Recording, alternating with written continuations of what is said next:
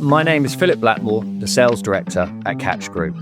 And today on the Catch Up podcast, I'm joined by Adam Seaton. It was one of those dollar moments in my career where I just got married and got an email from somebody that said, interested in you. Turned out that was in Bahrain. Opportunity presents itself and you take the plunge. It was feast and famine. I got lucky. And what that turned into was Adam being a one-man band and 3 months later having a £2.1 million contract on the table. Wow. I remember signing the biggest NDA of my life. It was like this. There was another little thing going on at the time you might remember called COVID. Yes. So, we've got 40 plus staff. We've got 3 projects about to kick off. It's looking like a brilliant year. A week later, everyone's working at home. Wow. You do take a step back, I think, like many people do in their career, and you say, yeah, there's other things in play that are more important than what I'm doing right now. I've known Adam for well over 10 years. From his early days as a Dynamics AX contractor to setting up Seaton Partners, all the way through to his sale and exit there, current day with him working and running Team Joe. Thank you, Adam. How are you? Yeah, good morning, Phil. Good to see you. Yes, very well, thank you. Very well. Good. Thanks for spending some time to speak to me this morning. I think it's an interesting opportunity to look back over your, I don't know if it's 20 years and beyond, but if we go back to that early career and how you really first got into the Microsoft Dynamics market, if you could tell us a little bit about that, your first role and who it was working with and the role that you were performing with that organization at that time. Yeah, I'm happy to. Thanks for having me on, Phil. Appreciate it. Yeah, if we go back the full way, it's back to the late 90s, if you can believe we've been in the game that long. And I first met the Dynamics space with a lovely little product called Division Financials, which I think was in version 1.1, 1.3 at the time. One of those early adopters in the Windows ERP space. And I became a big fan of that product. That's really what got me into the game. I was working in an engineering company at the time, and it's one of those appointments where everybody was engineers and nobody was IT, and I was sort of fresh out of college, and I was the only one that knew which end of a computer was which, and so that project naturally fell on my desk. We were subject to millennium bug issues, if you can remember the words millennium and bug back in those days. So we knew we had to do something, and Division Financials was the new kid on the block, and we went for that. I got the gig of implementing it in the business, and that started the journey. That's where it all began. Oh, brilliant. That's fascinating. When you think back all of those years, I mean, I remember when I first got back initially got into the space when it was sort of DamGuard, it became Exapta when Microsoft then bought it. But it gives you that real sort of vision in terms of when it brings you up to the modern day product to see how it's scaled and how it's developed. It's been a fascinating journey. It really has. Yeah, and I think a lot of people forget that history. If you kind of new into the game now over the last 5 or 10 years and you're already used to the Microsoft world, you forget that. I mean, I took my first consulting role at Columbus in the early noughties and sort of 2000, 2005, and that's where Division and DamGuard merged, and we had Division DamGuard for a while, and then Microsoft stepped in I'm going to guess it 2003, something like that. Yeah, early 2000s. And that was I remember everybody coming into the office. Have you heard the news? It's like we're trying to work out if it was good or bad that Microsoft was getting involved, and we forget that lines of code in the product we have now that looks so different still has its DNA back there and back into the late 90s and early noughties, and the products that existed right then. It's it has a long history. And how did you make that transition, Adam, then from the role that you were doing with your original firm into Columbus? Was that a role that you applied for? Was that something you were approached about going to do? How did you make that contact with Columbus? I think like a lot of people do, and you still see this right now where people are involved in projects in IT and they realise that they enjoy it. They've got a little propensity for it. It's something that they can get their teeth into. And I was working in a role that I'd probably pushed as far as I could in terms of my administrative role that I was doing in that business, my sort of finance back office type role, and had the full support of the team there when I said I might take this skill that I've learned internally and take that over to the side of the fence. And so moving into a consultancy role was a fairly natural progression, and what we see quite often with people coming out of the other side of project teams and realising they really enjoy that gig and decided to make that switch. It's not uncommon. It's perhaps less common then. It was a pretty vibrant market. The marketplace was quite active. Very different to how it is now in terms of contracting and full-time. I mean, the contract market, perhaps you remember, then didn't really exist, certainly not in the UK, maybe on the continent a little, but the thought of going contracting in the UK in the early noughties, it just didn't happen. It didn't exist, no. Yeah, you went for a full-time role with a partner if that's the game that you wanted to be in, and I decided that was a career path I could pursue, and I quite enjoyed it. I seemed to understand how the software works. I had a nice background in financials, administration, order processing, a bit of international trade. I had a good head around most business processes that made places tick. So that was a good understanding to take into the consultancy world. And it was a Columbus in that time. I sort of cut my teeth, if you like, and went and did proper frontline projects for a couple of years. Yeah, absolutely.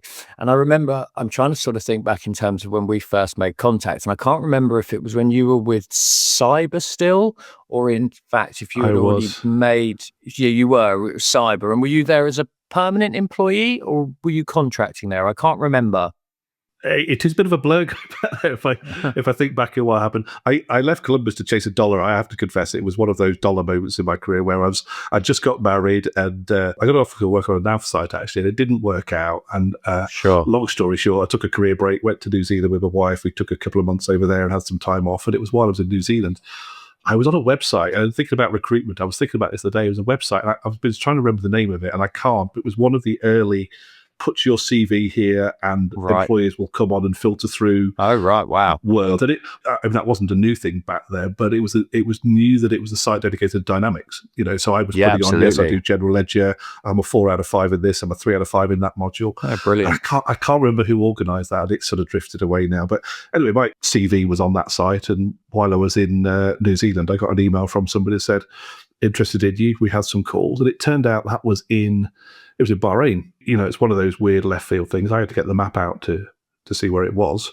Yeah. Tiny little island, sort of 5 miles wide and 20 odd miles long, stuck off the coast of Saudi Arabia. And came back from New Zealand. I was 4 days in the UK and back on the plane to Saudi Arabia and Bahrain for the next 18 months.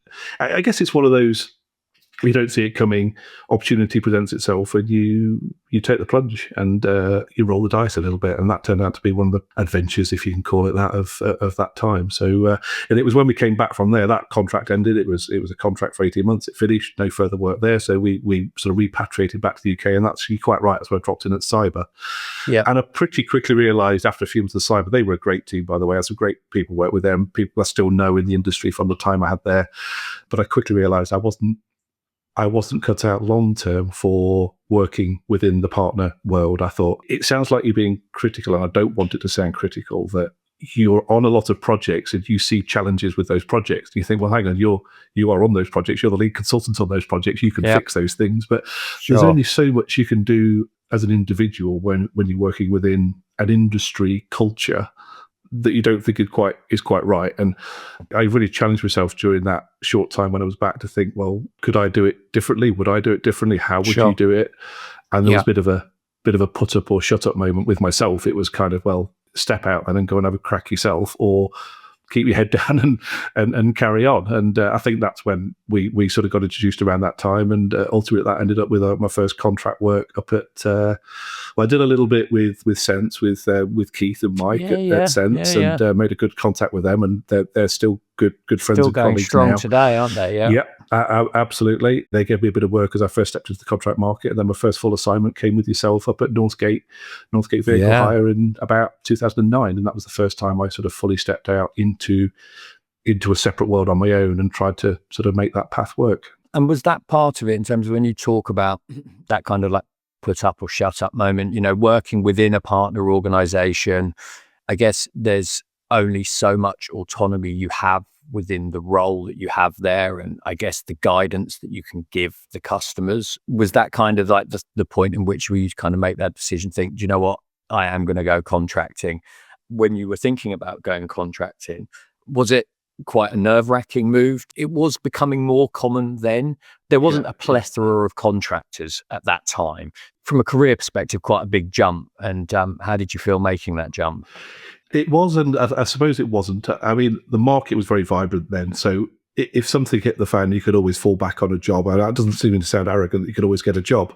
But there were certainly more jobs going than there were good resources around to fill them at Without a the time. doubt. So the risk of stepping out and trying something of your own, there was within reason always a fallback that you could probably find something back in the full paid world if it didn't quite work out. It was never, I want to go contracting for the rest of my life because I don't like working in the hierarchy of a partner. It was, this is a stepping stone to my own partnership. That idea of seeding my own sort of partner world was the ambition. That was the goal. And the contracting was a means to an end to do that. So, for example, when I did go contracting in those years, I only ever did 4 days a week. And I was very strict about doing 4 days a week.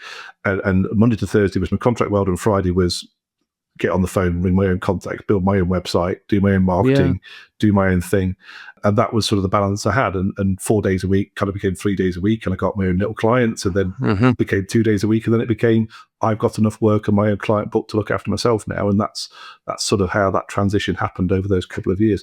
Took longer than I would have liked mine, but the contracting world was always a stepping stone to something else. When you're describing the fact that you were that focused in terms of your own mind about that's what you were going contracting for. And I remember dealing, and when we were speaking about Northgate, that you would only work 4 days a week. And at the time, you didn't probably allude to the point that that's what you were doing with the other day a week, but it's fascinating that you had that kind of drive and that focus. And I guess that's where kind of when we kind of lead into that next piece of your journey in terms of going from consultancy to contractor to starting your own practice. You say that was always the plan. And then how did those early days look for you? I mean, when you say it took a little bit longer than you would have liked, I think sometimes these things often do, but when they do happen organically and they do happen over time, often I find that there's a greater foundation for success. Sometimes it's that kind of get rich quick, if things happen a little too fast. Sometimes it can push people beyond their capabilities. But when it does happen organically, did you find when you reflect back on it, actually that was no bad thing, that it took a little bit of time to build the business up? No, you make a very good point, Phil. I perhaps didn't perceive it that way at the time, because as you can imagine, when you're in that mix, of course, spinning plates and it's all hands to the pump, and you're doing everything you possibly can to nurture that. But you're probably quite right. It was probably a benefit that it did take longer. At least I knew I was in the right trade, if you like, and the right craft. You've got to remember, as I said, we say back then like it was last century or something, but it wasn't long ago. Wasn't that long ago. No, it wasn't. The mission, if you like, wasn't world domination. I never set out thinking I'm going to sort of take on the likes of the big international partners. The dream was 3 or 4 or 5 people as a little posse, go and do a good project, get a name for that, and move on to the next. And that was kind of the mission. And I thought, how do I find a project that's of the right size and right scale where we can do that? And in that time, I suppose we're talking 2009 at that time, a couple of years later, 2012, you could go and implement that project with 3, 4, 5 people, depending on the exact scope. You absolutely could. Very, very difficult now to do that, to scale in that way. But at that time, you could. So that was really the mission. How do I find a customer that's a greenfield site, that's got a project that will support 3, 4, 5 of us? I'll sort of be the head of that, bring in a couple of good guys that I enjoyed working with. And I was starting to meet those people in that network of people I work with. I met great people like Sanjeev at Northgate. He was always interested in new business projects. You start to meet that people. If you speak to them and talk about your plans, they go, yeah, that's nice. I'd like to be a part of that. And if you get on that journey, let me know and I'll see if we can partner. I'll come with you. And those relationships build. And as you start to put that message out there and build those relationships, it's amazing what opportunities open up for you if you keep doing a good job on the work you're on and keep pursuing that dream. But it wasn't world domination. That wasn't where we set out to be. And how, Adam, does it start? You describe that you're working 4 days a week as a contractor. That goes down to 3 days. You're spending your extra time, those extra days, on sort of starting to build out your sort of capabilities as Seaton Partners in terms of your practice was known. What were those first customer engagements you had? How did those come about? Was it through recommendations? Did you have links into Microsoft? Because obviously some of the larger partner organizations have contacts in with key account managers at Microsoft. So an organization comes along, knocks on Microsoft's door and says, we want to have a look at Microsoft Dynamics. And Microsoft go, okay, here's our manufacturing partner of choice or partners of choice, or here's our professional services partners of choice. I guess in those early days, did you have an opportunity to be on that radar, or was it very much just your own graph and referrals and contacts that you were sourcing and seeking? It was the latter, yeah. It was our own groundwork. I made a few quid contracted in 1 year, put that money into hiring a salesperson for a year. We're talking 2008, 8, 9. Charge that salesperson, here's a budget, I can afford you for 6 months, go and see what you can bring in. And 6 months later, we hadn't got anything. So, but what he did do, fortunately, was he set some seeds, and it was actually one of those deals that came back 4 or 5 months later and said, actually, now I'm ready. And that became our first license sale. We sold 3 users, a 3-user license to a company down in Reading. Hello, Nigel, if you tuned Brilliant. in. And I pretty much did it on my own with a developer subcontractor who helped me do a few bits. So that was customer one. But you put the word out there, you keep doing a good job, you put your website up there, which was pretty much your premium way of advertising yourself. LinkedIn was in its infancy. Social media wasn't really on the scene. So you had a website, you paid for some Google marketing and some Google AdWords, and that's what you did at the time. And I did that. I did what you should do if you're promoting a new startup business, talk to everybody I possibly could in the black book. And I got lucky. The call came. They were an international business that had a UK implementation. They had been left by the project team, and the local team was struggling. And he just said, look, I've got some local issues, some local finance issues, fairly common stuff, things don't reconcile, so on and so forth.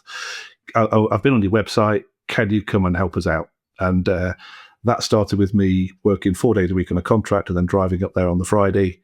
We built up a relationship with Alan, a guy called Alan Harris, who was a brilliant guy to work with.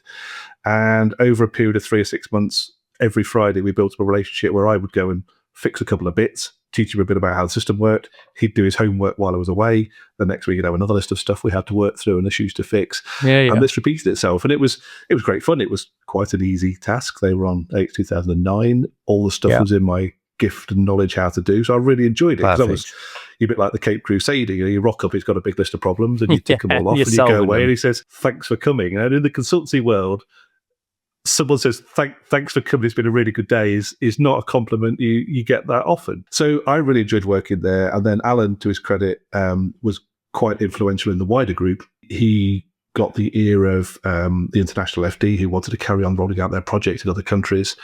And what that turned into was Alan approaching me and saying, Adam, we get on really well. I've been asked to roll this out for the rest of the world. Will you come and join that project team, or will you come and implement it with us in the rest of the world? And that was a lucky break. The reality of that was I was Adam and I had nobody. And he wanted to go roll out 15 countries. So, we had a conversation, and that pretty much amounted to, I will, but I need to go and get a team. 4 or 5 people as it happened. And there was the seed. I thought this is playing out quite nicely. And he said, well, you go get the team, and I'll, all things being equal and with the right commercials and so on, I'll get you the support from head office and we'll get you the budget. And what that turned into was a couple of months of due diligence and planning, but it turned into Adam being a one-man band, and 3 months later having a £2.1 million contract on the table. Wow. Incredible. That was literally how it happened. And that went from one-man band contractor to, okay, now we've got a gig. Now we've got a gig off and running. That was pretty much 0 to, oh my goodness, how are we going to deliver this world pretty much overnight? But wow. Alan and the team at that company were fantastic. They supported us. They knew we were mobilizing resources, shall we say. And we ended up with over 15 bodies on that. I think you probably put some contractors in there for us, if I remember rightly. I think a few of the permanent staff we helped you with, a few of the contractors. It was exciting to see, though, because, watching, and I guess the personal relationship we had as, dealing with you it was Adam Seaton, to then it being Seaton Partners, to then seeing the growth. When you think about a practice growing like that, what were some of those biggest hurdles that you faced? Because obviously that fundamental piece you talk about there, customers, that's where it all starts, isn't it? But beyond that as well, in terms of growing and building a good environment, it'd be just interesting to get your thoughts, Adam, on some of those hurdles that you faced. I don't think I've got much to share that every other person that's ever run a practice would not recognise, to be honest. I don't think my challenges or solutions were unique, and it was always the same. It was feast and famine. When you've got a team of, let's say we've grown a team of 10 permanent people, they're across 2 projects, and those 2 projects finish, it's an art form and a lot of luck to synchronize 2 new projects that those people can drop off onto and come in. And for our sins, if you like, we had a general policy of not using subcontractors. We wanted to build a team of permanent people. We wanted to invest in that team, in their training.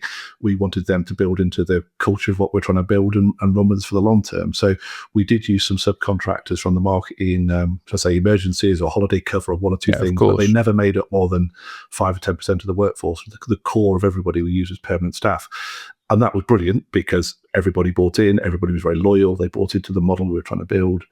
The challenge was was the feast and famine. We went from, we haven't got enough resource to, my God, we've got 4 people on the bench and that's costing us a fortune, and how we're going to get past the next payday, and where's the cash coming from, into, oh my goodness, we haven't got enough staff, and Phil, could you find me 3 bodies quickly? And Yeah. that never stopped. Whether you've got 5, 10 or nearly 50 when we exited, that problem never went away. And I don't think, unless you've got big numbers and you can manage that scale and manage that project fluidity as a small business where you've got a very small number of high value clients, you're doing 1, 2, 3 projects a year, perhaps crossing over in different synchronizations. Sure. Managing resource and the utilization of that resource at a level that makes it sustainable is the single biggest challenge. No, absolutely. And then when you talk about that resource pool that you had and the hiring, you were very good at building teams. When you look back, what do you think your sort of strategies around hiring, and also what do you think made you good at Seaton Partners? Because you retain talent well. I always remember that. When I look at that core team that you had early days right through to the end, so many of those people were there with you through the full journey, really. So what was it, do you think, that you did well at Seaton Partners to retain talent? Because it's such a hard thing to do in a consultancy environment. I mean, we speak to people day in, day out, and retaining top talent, good talent, it's a hard thing to do. So yeah, I'd love to get your thoughts, Adam, on, did you have a strategy behind that? It's a really good question, Phil. And we were very conscious from a financial perspective that we didn't want to, actually, we prioritized growth over profit. And that was a very conscious thing. We could have profited a bit. There was a point at which perhaps we had 20, 25 staff. We could have sort of iced it at that point. We could have just milked the cow a little bit. We could have increased our margins, our prices. Growth was always the thing. And we had visions of 100 plus people and big turnover plans and 5-year plans and all that good stuff. And it was always, take what we've got right now, let's reinvest it. We always hired in anticipation of the work we might have, not the work we did have. We were never reacting to work we had in. We always had capacity. We were always a little bit over capacity and always had some tolerance in the team. We never put consultants out on site 5 days a week. Nobody in the team ever had 100% utilization. It just wasn't what we did. We always wanted people to have capacity to do 2 things. One was react to perhaps previous customers I'd worked with who might want them back, and always wanted them to have the capacity to learn and take on new technology. And if you think about one of the big challenges of growing a practice in that time when the technology was moving so fast, during that on-site to cloud kind of transition, 2015, 2016. Yeah, absolutely. The whole paradigm of how we implement our methodologies, the technology, the way we do development, the way we release code, the way we do data migration, the whole world changed around then. Selling it, how you sell licenses. Yeah, the whole thing changed, didn't it? It was massive. I remember we got an email from from Microsoft. We were part of all the alpha and beta programs. We were very invested in early adoption of things. And Andrew Clift, who's our technical director, he was very keen on pushing all of these early adoption programs. I remember getting the email from America from Seattle, saying, we'd like to invite you to a pre-show, an alpha viewing of what became Dynamics 365. This is probably January 2015, maybe 2016, if I'm wrong, but around that time. I remember signing the biggest NDA of my life. It was like this. And we put 2 people on the plane over there, and they basically came back and said, if you don't get on board with this, if you don't invest, if we don't skill up on this, we're dead. Yeah. This is the future. This is where it's going. We have to throw everything at this. It's not negotiable. And that's what we did. So I think that investment in that training, that investment in that learning, the investment in the people, give them the motivation to sort of hang in on the journey when times are a bit tough and see it through to the side. So yeah, that's probably one of the main things, was investing in the talent, investing in the people, giving them time to learn the technology, not saturating them with utilization statistics and not making that the be all and end all of everything. And I kind of knew that if we did that at some point, it would pay back. I didn't know where that point was, but at some point downstream, that would reap its rewards. But I think we also just just hired good people, to be honest, Phil. I remember coming to you earlier. I said, could you get me 3 people? You gave me 3 CVs, did 3 interviews, and hired 3 people. It was a pretty good hit rate. Yeah, we just had a great team. That early team that came on board with Jeff and Sarah. And I don't see it on the podcast. I'm going to forget all their names now, and that's going to be embarrassing. And then you'll get in trouble. And and Simon came on board as a consultant, later FD, and Andrew came on board as technical director. And the 5 of us, that was like the core 5 that started the team. Were just brilliant people, brilliant individuals, and we just got a little bit lucky with those of the recruitment, and they turned out to be absolute diamonds, and couldn't have done the rest without them. No, it's fascinating, that journey. And then you go through that journey, you grow the business, And then if I bring you up to the point in which where, I guess, whether it's an exit or a sale, that'd be a really interesting sort of point to cover, Adam, because I guess I can't remember what year it was, but Seaton Partners became acquired by EY. How does that come about? Were you actively or proactively thinking you're taking it to a point where you thought, do you know what? I've worked very hard over X amount of years. I'm looking for an exit point here and I'm going to take a bit of time out. As I can imagine, like you say, when you describe the kind of stresses and strains of managing utilization, looking after these staff, investing in your clients, your time, your effort, your energy, I can imagine that saturates the brain quite significantly. Was that something you were proactively seeking to do at that time? That's the only part of your description there that's not right, which is that I wasn't proactively seeking it, but all the other parts you've just mentioned were. There was another little thing going on at the time you might remember called COVID. Yes. If anybody might remember that. Unfortunately. So we're in 2020. So, we've got 40 plus staff, 45 staff. It's January, February time, 2020. We've got 3 projects about to kick off. All the team are looking forward to it. 3 pretty much within unison of each other. We've got the order book full for the whole year. Amazing. It's looking like a brilliant year. Yeah. A week later, everyone's working at home. Wow. And 2 of those 3 customers, unfortunately, couldn't continue those projects. They pulled the shutters down. 1 very bravely continued, and we worked remotely on it. And we went from a kickoff meeting that should have happened on site on a Monday morning to 20 people on a Teams call. Incredible. Trying to react. And I'm not unique in that. Everybody did the same. We all reacted. But as a managing director, and I think about people like Gemma, our HR director, and Simon, who were trying to hold the finances together, when cash flow had just been thrown out the window and 2 of our 3, big projects, you're talking, multi-hundreds of thousands of pound projects are just iced. That puts a lot of pressure on people. And I think, looking back, as a management team, we did a bloody good job during COVID. I think we honestly reacted pretty well to what was in front of us. There was no rule book. Everyone was listening to the news every night. Everyone was listening to the updates every night. What can we do? What aren't we allowed to do? Can we get back in the office? Personally, working from home drove me nuts. I like to be around the team. I need the motivation of the team, the energy of the team, the buzz. Several people were happy. Oh, hey, look, I can work from home. I wasn't one of those. So I was looking at the news, itching to get back in. All things considered, we used everything. We used the VAT deferments, we used the loans, we used the furlough scheme. Unfortunately, I didn't want to, but we wouldn't have survived if we hadn't. But the nice thing was, come September, October time, everybody was back in the office. We got everybody back. We didn't lose a single person. And amazing. We benefited, or we saw what everybody did in the industry. We saw that some bounce in sort of Q3, Q4 after huge, COVID, where there was a bit of a reaction to it. And everybody got that. And all of a sudden, we're looking for more people. And it was about that time, sort of late November, December 2020, there was a call from somebody I know in the industry who said, may I introduce you to this gentleman who's interested in having a conversation with you? I said yes. And it turned out that was a call from one of the senior partners in EY, and we had a chat. And he made clear what their strategy was and would I be interested in that conversation.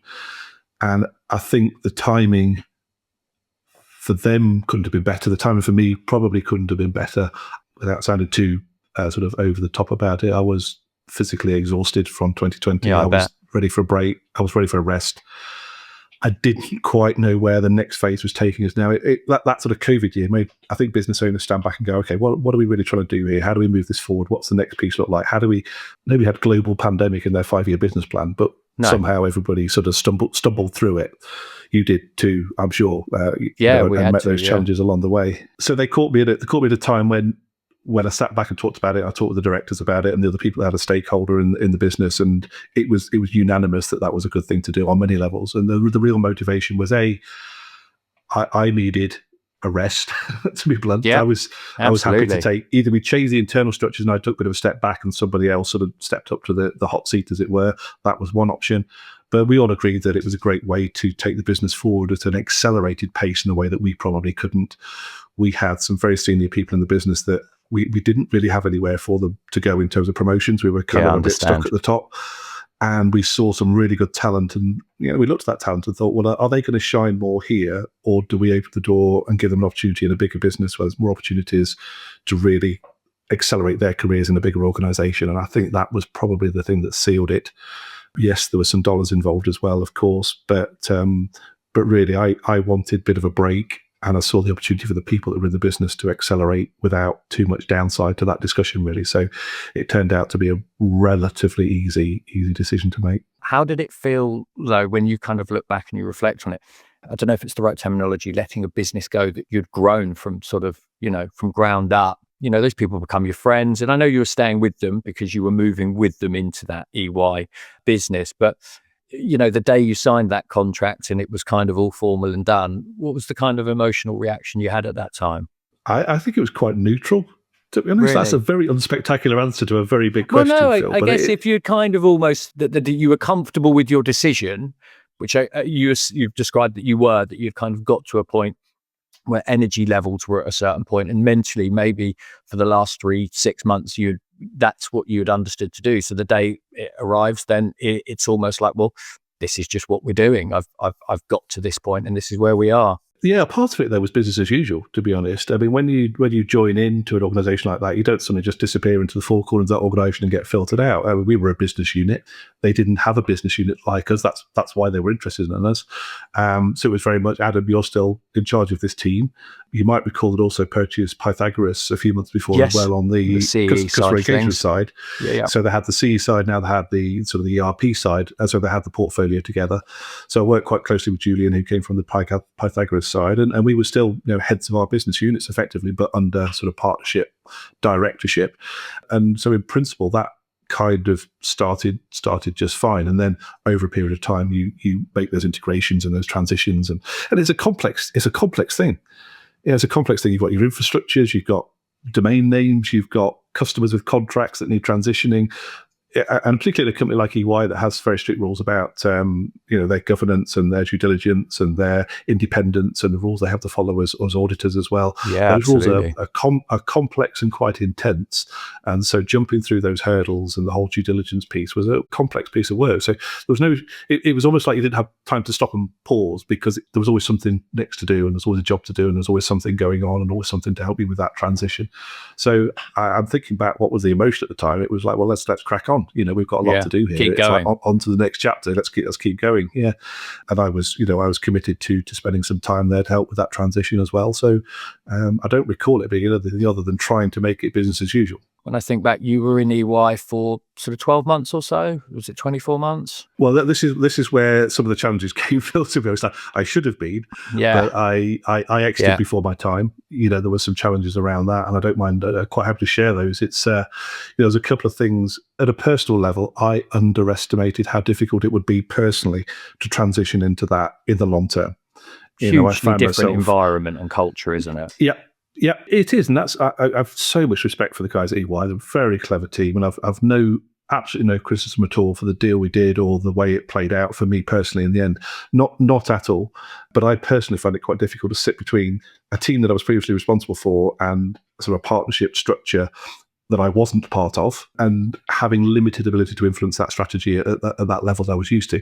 That's probably just on me. I was eyes wide open in that. It's on me that I don't perhaps work terribly well with authority and other people telling me what to do.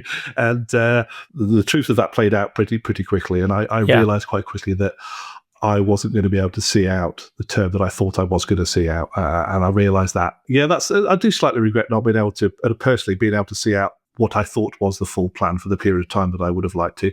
But you play it as you see it at the time, Phil, and I'm always a big believer in this. You make the decision with the information you have at the time. We made the right decision. That remains so. And for me, personal circumstances changed. I've got a young family and a son who was about to do his GCSEs, and they hadn't seen me for a while. And you do take a step back, I think, like many people do in their late 40s, 50s, mid-career, or towards the end of their career, and you say, there's other things in play that are more important than what I'm doing right now. And no, absolutely. And then you take a little bit of a break. So you finish with EY, take a little bit of a break, and then it kind of brings us up to, I guess, where we are today. What was it that I guess in your own mind and your feelings that brought you into the business decision and the business that you're doing today? And if you tell us a little bit about the business and the organization that you've set up, what that focuses on, and I guess the reason why, I guess, had you seen something previously in your previous life at Seaton and at EY where you thought there's a gap in this market? Please tell us a little bit about that, Adam. It'd be great to hear. I took a year out, essentially. So where I mid 2021 to 22, 23, took a full year, did nothing, just spent some time with the family. It sounds a bit crass to say an entrepreneurial inclination. I've probably failed more little startups than I've succeeded with. So we shouldn't forget the one that sort of did work. There's also half a dozen that didn't along the way. That's what entrepreneurs do. And I started tinkering with a few bits. I was importing samples from China with a view to setting up some web shops and distributed some goods. And the more I looked at these markets, they were complicated. I was tinkering. I've got a little hobby. I quite like watches and horology. And I started, of course, with the British Horological Society about watch repair. I set up a little business with friends and family initially, fixing their broken heirloom watches. And I was going to spend some time doing that. And that was all very nice. That's all hobby jobs to fill your time, but nothing was ever going to take off. And with the watches in particular, I realised I wasn't very good at it either. It's quite a skill and quite an art. I was breaking more than I was fixing. Yeah. So, and after a year or so, me kicking around the house and trying all these little projects, my wife quite rightly said to me, "Adam, you need to go back. Enough's enough, Adam. Brain engaged. Yeah, stop mucking about. Go and do what you enjoy doing, which is building proper businesses." And I think the differentiation is building other businesses with other people. I think I work better in a collab space where I could be a big part of that, bring my skills and experience to bear, but I also need to feed off the energy of other people and the skills of other people as well. I got together with a couple of the ex-Seaton Partners team. I invited a gang to the pub and we sat down and I sort of said, who fancies going again? Was really the question. Yeah. But it was who fancies going again, but with a difference. I don't want to run it. I don't want to be funding it. So who wants to put some cash on the table and let's have a seed fund. We could all take an equal share in it this time and let's go and see if we can, make a dent in the market. I was out of all my EY sort of contractual obligations by then, so that I wasn't being naughty doing it. And then there wasn't a great take up on that, if I'm honest. Everybody was very, very keen to work with me again and said, if you want to drive something, we're on board. And they were very gracious about that. But it's a different question saying, would you like to come and work with me, to would you like to invest, a few tens of thousands of pounds in a startup? That's a different question. And I realised quickly that was perhaps not the right way to take it. The one person that did sort of put the hand up after that meeting was Nicola Garrett, who I'm working with now. And Nicola and I got together over several coffees in late sort of 2023. And she said, yeah, I'm keen on doing something. I think there's bits in the market we could attack. And that conversation turned into lots of coffees over a couple of months and lots of dirtying the whiteboard. And we came up with two areas that we were interested in. One was training. And one was support, the support model. Yeah. We thought both of these areas, the dynamic space, were due for a bit of a shake-up. For various reasons, support fell away a little bit, mainly because it's a little bit harder to start in that territory. We didn't have the customer base. We didn't necessarily have the technical skills either to do it between the two of us. And we wanted to start something that two of us could at least start and get a customer. We wanted to start something that we could bootstrap fund without massive investment. And so we centered in on the training world, and training became our focus. And where are we now in April? So about 15, 16 months ago, we said, right, what is it about the trading in projects that we could improve on? How do we bring some new technology to that? How do we improve the whole world of trading on projects? And that was where the conversation started. And if you like, I'll take you through a few of the, what were the problems, if that's appropriate. Yeah, no, please do. Yeah, absolutely. So we looked at trading, and trading is often seen as when projects get squeezed, it's often the bit that gets squeezed. You need to go live, pressure's on. It's at the end. Timelines get squeezed. It's at the end of the project. Budgets and time is difficult. And of course, in a post-COVID world, a lot of those people that we train are now working at home. They're difficult to reach. There's logistical challenges. We recognise it's sort of a one-off event. And training shouldn't be a one-off event. We're in a world with cloud software that changes several times a year. Technology is iterative, is how I think of it. It's little steps all the time. You implement what you're going to implement, and you grow and take little steps of business improvement forever.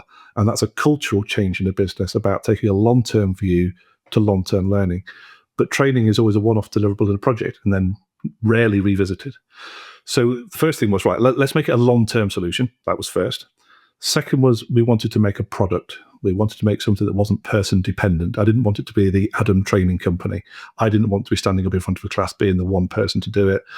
So we wanted to build some way of delivering it that was person agnostic. And that was a key part. And we also wanted something, I think really importantly, we wanted something that was measurable, that we could that was more structured, that we could monitor, that we could take to a go, no go meeting and put some tangible metrics around how well are your staff trained. And often that's a little bit of that, a little bit heuristic, a bit of a guesswork. We think we're ready, we're not quite sure. So measurable, long term. And we also wanted to make it user focused. And a lot of training is delivered by project teams down. And I'm not saying it as an industry criticism as such, is a cultural thing, but I think a lot of users are not given the credit that they deserve and the skills that they require in order to do their job properly. They're seen sometimes perhaps as just the button pressers of the world. And Nicola and I were quite passionate. We are quite passionate that those users are actually your advocates. They're your product champions. They're the ones that are going to drive the change. They're the ones that have to adopt.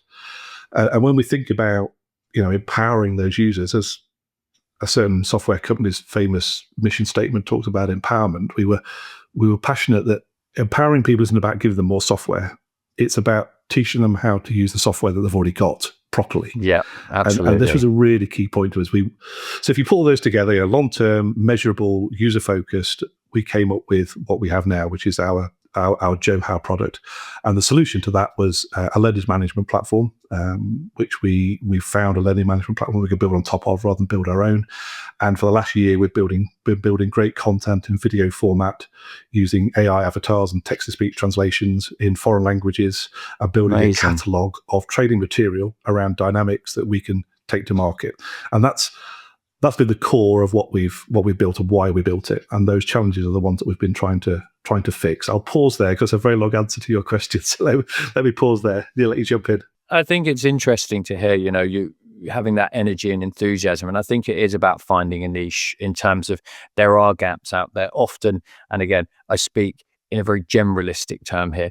Sometimes partners or some of the partners previously haven't maybe focused upon training. So it hasn't necessarily been an area that they would necessarily focus upon as part of their practice offering. And the customer would often get to an end of a project and find that training's been told, well, that's your responsibility. You need to do that. Or it isn't delivered with the same energy and vigor that maybe the early stages of a project is.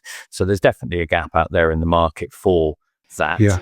And how do you find when you look at it, your previous experience of sort of building your practice at Seaton Partners, are you able to take some of that knowledge into the new business? Does that help? Does it help to have that previous foundation of experience? Or is it quite different in terms of the business model being quite different so that there's not so much synergy moving forwards? The business model is very different. I think where it has helped is having industry contacts. We've been able to go and approach people that we've known in the industry for years and say, a few were very, very gracious for us in the early stages of sort of R&D. We showed them the product and said, can you give us some feedback? And we're very gracious with their time to have a look at the product. We're still in touch with some of those people. Some of our prospects have come through that pipeline. So having the connections has been super helpful. Knowing people has been super helpful to hire. So we've got people we know now, contractors and ex-employees that we can go and say, this is what we're building. Do you fancy joining us? And Liza, for example, has jumped on board recently to come and help us with the project management side of things. That's working out beautifully. So those sorts of things help. But the business model itself is very different. So we're not a services company. We have a little bit of an in-joke in the office that if we issue a timesheet, we've done something very wrong. We want to be a product-based company, training as a service, you might call it. Yeah. That's what we want to do. That's how we scale it, by being a product business and not a services business. Of course, we need to wrap it with some good people and some good sales and some good project management and change management and all those good things. But essentially, we're a product-based business. So it is a very different model, yeah. Well, it's exciting starting, going on that journey again. And, when you think back to those early days at Seaton Partners, you're kind of almost reliving that again now. And I guess at least you've got that to lean on. It sometimes does take a little bit longer, but what happens in good time, sometimes you create those foundations and it gives you a really good business to take to market. So yeah, exciting times. I think that's part of what is interesting. And the technology is interesting. The technology is moving so fast. Faster than I think we've ever seen. Yeah, absolutely. We're in this AI age now, and we'd be struggling without that technology. But I think the market's changed as well. You talk about the big partners, and we'd love to work with some of those bigger partners because we think we can offer a complementary service to them. without eating their lunch, as it were. We're not looking to take revenue off them. We just think it's a complementary service that we can offer with different projects. So our market's two-term. It's one, courting the partners and seeing if we can make some inroads there, but also working directly with sort of greenfield sites and projects directly. And a bit of I wouldn't say it's a trend, but it's certainly something we've seen in the market. Maybe you can echo this if you see the same, is that I think more projects, particularly more at the enterprise space, which is probably where we're leaning, are built internally within the company, and they're using partners less as a one-stop shop, sort of the big partner, we bring everything approach, and they're using one partner for data migration and perhaps another for infrastructure, another for integration services, another for Power Platform. And hello, we're here to help you with your trading strategy. And I see that model of, I guess we use the term boutique partners a little bit too much, but essentially specialist partners that bring those skills together, and a customer using more than one traditional partner to deliver their project. I think that's something we'll see more of. We'd like to position ourselves in a way that we are the training partner of choice when customers want to make that strategy play out for them. Yeah, without a doubt, we see it. As the product has gone into larger organizations, enterprise programs being delivered, those organizations are more accustomed to using specialist businesses to deliver what they're best at doing, as opposed to it being, we just go to this one organization to do everything. Because I think those people often have had prior experience of delivering these complex programs, and they've seen it done previously, and they do have that appreciation for take the best in class for each area. It helps greatly. So then if we wrap it up with a couple of quick questions, Adam, I'd love to sort of get your thoughts. And if you were sat across the table from a CTO, CFO that was saying to you, Adam, I'm just about to embark on a large-scale D365 program, what advice would you give them? Oh, Phil, that's the killer question, isn't it? It's a tough one. I'm not one for giving advice, Phil. I think people have to find their own routes. I should say that, Phil. I'm going to qualify it hard by saying I'm not an advice giver. I like coaching. Coaching I'm a big fan of. Advice giving, I struggle a bit. To be aware of? If I was going to go with one, I would say engage early, because you think that things like training come downstream. They don't. It's a learning continuum. It not only runs through the whole phase of your project, it extends beyond the go live and for years to come as well. So I think if I was going to throw one piece of advice, is don't leave things till too late before you engage with the right people to sort out things like training. Change management is another great example. You get in early, start early, front load your project with all that work, and then downstream might, with a bit of luck and a fair wind, be a little bit easier. But let's be honest, Phil, projects are difficult. If they weren't hard, we wouldn't need project managers and program directors who are worth their weight in gold to sort them out. So projects are tough. Let's celebrate those, and people out there doing a good job. So more of that, please. No, absolutely. We'll just finish on what's next for you, Adam, over the next few sort of sit in your chair in 5 years from now. Where would you like to kind of see yourself? Not looking that far ahead. I think Joe is our focus right now. We're 100% behind it. We've got our first customer on board. We're delivering that. They've gone live recently with our material. Our stuff is out there in the mix. We're driving the pipeline really hard, trying to get the next customers on board. And I think we can take that to some really great places. It's difficult to look past the next year or two in terms of business growth. We'll ride the wave, as it were, if we can. But I'd like to think we've got something established in that 5-year period that's a bit more autonomous. Maybe with a bit of luck, I could take a 5% step back or something. You never know. But I enjoy what we're doing. I enjoy building the business, and I love working with Nick and Liza. They're a great pair to be sort of at the core of what we're doing. And I enjoy doing what we do, and enjoy building that out. Enjoy the contacts, enjoy the connections, and quite happy to stay in it as long as that's the feeling that we have. Yeah, good people make good businesses. So, that's the key to it. So, well, Adam, thank you so much for your time today. I really appreciate it. It's been fascinating hearing about your journey from, initially infancy, touching the product back in the vision, all the way through to the role and the business that you're operating in today. So, yeah, it's been fascinating. Thank you so much for your time. Yeah, and I'll just maybe reciprocate and thank you as well, Phil, because I know you for 15, 16, 17 years, and they're definitely one of the good teams in the industry, and you can't say that about all of them, unfortunately. So thank you for your support and diligence and professionalism over the years. It's been very, very good. My pleasure. Thank you, Adam. It's been great. Really appreciate your time. Thank you for listening to the Catch Up podcast. Please subscribe to receive updates on our latest episodes. You can listen on your preferred platform, or you can watch us on YouTube. Thanks for your time today.